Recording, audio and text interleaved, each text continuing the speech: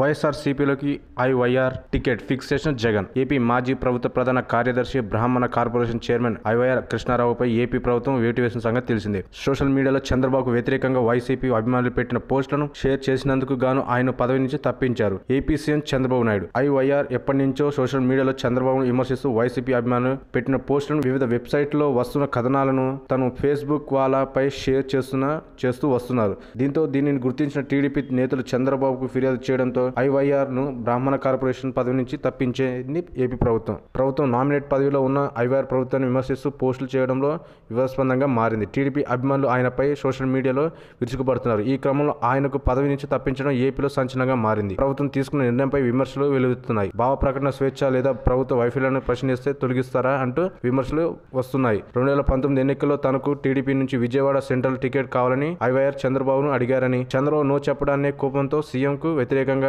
YCP అభిమానులు పెట్టిన పోస్టులను షేర్ చేస్తున్నారంటూ సోషల్ మీడియాలో టీడీపీ అభిమానులు. దీంతో ఐవైఆర్ ను వైసీపీలోకి తీసుకొచ్చేందుకు ప్రయత్నాలు జరుగుతున్నట్లు ప్రచారం జరుగుతుంది. దివంగత నేత మాజీ సీఎం వైఎస్ రాజశేఖర రెడ్డికి అత్యంత సన్నిహితుడైన ఉండవల్లి అరుణ్ కుమార్ మధ్యవర్తిగా వైసీపీలోకి రావాలని ఆహ్వానించినట్లు టాక్. విజయవాడ సెంట్రల్ టికెట్ ఇస్తానని జగన్ కూడా ఐవైఆర్ కి హామీ ఇచ్చినట్లు ప్రచారం జరుగుతుంది. సెంట్రల్ నియోజకవర్గంలో బ్రాహ్మణ సామాజిక వర్గానికి చెందిన వారు ఎక్కువగా మంది ఉన్నారు. దీంతో ఐవైఆర్ కు టికెట్ ఇచ్చేందుకు జగన్ కూడా సుముఖత వ్యక్తం చేస్తున్నట్లు వార్తలు వినిపిస్తాయి. ఈ క్రమంలో త్వరలో ఐవైఆర్ వైసీపీలో చేరే అవకాశం ఉందని టాక్ గట్టిగా వినిపిస్తుంది. For more videos, please subscribe our channel.